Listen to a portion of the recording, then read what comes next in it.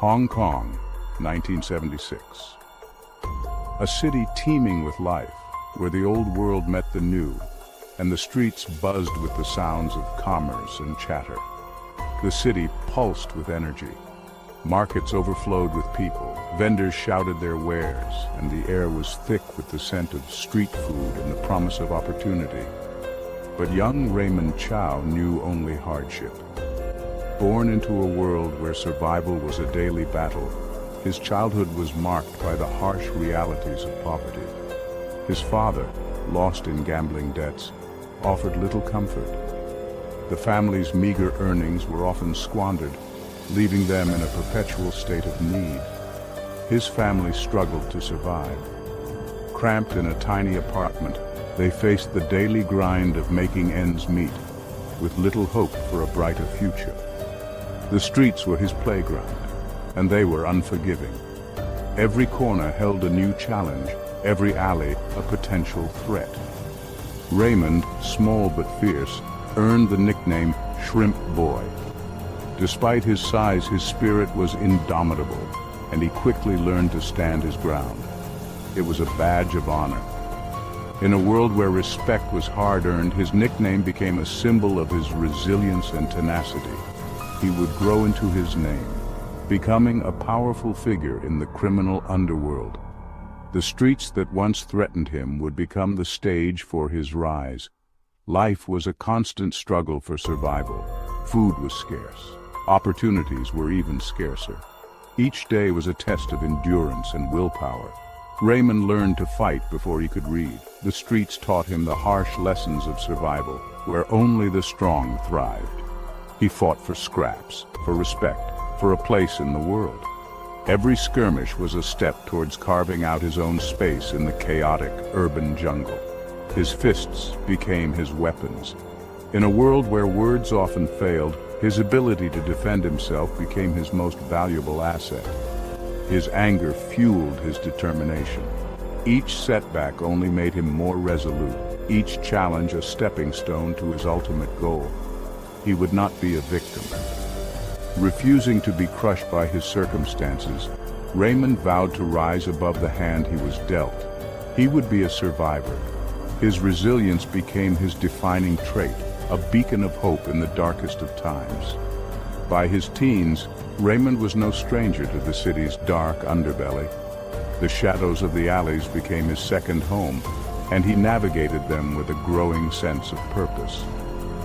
Triad gangs, powerful and ruthless, controlled the streets. Their influence was pervasive, their reach extending into every corner of the city.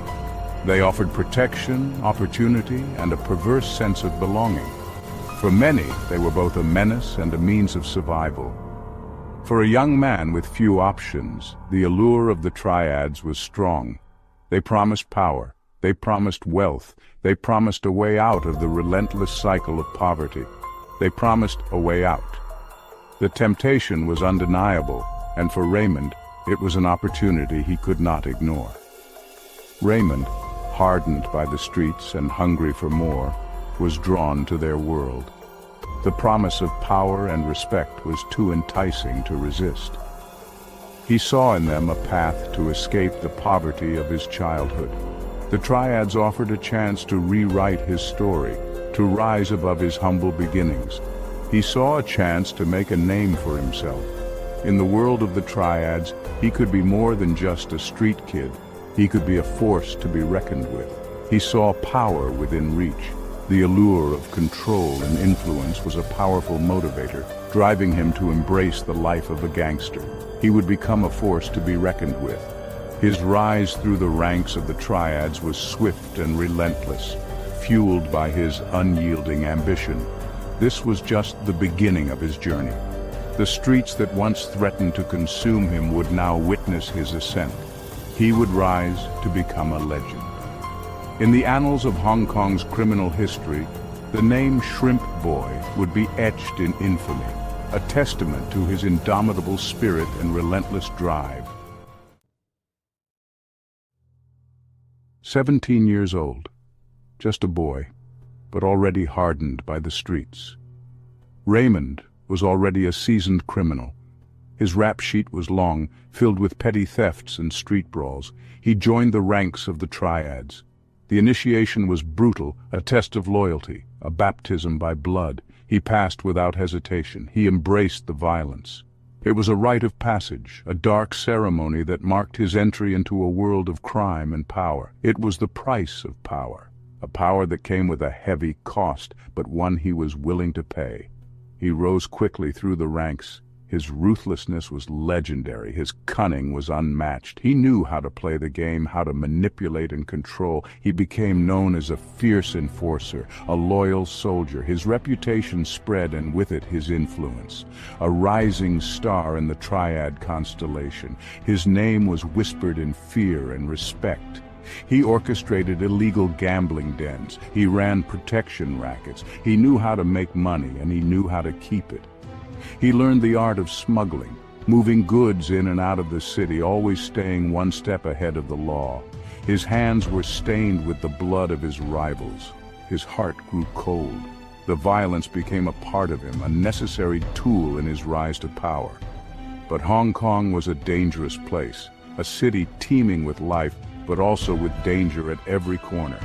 The police were cracking down on organized crime.